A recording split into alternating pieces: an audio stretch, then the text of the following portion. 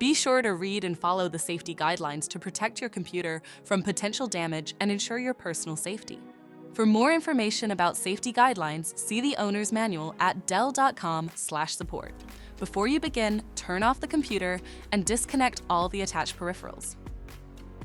To remove the memory module, remove the 2 screws on the base cover to slide and lift the cover off the system. Unlatch the front bezel to remove it. Identify the hard drive assembly and disconnect the cables. Remove the 2 screws and lift the assembly out of the system. Find the disk drive cage and remove the screw securing it. Unlatch and disconnect the cables to lift the cage out of the system.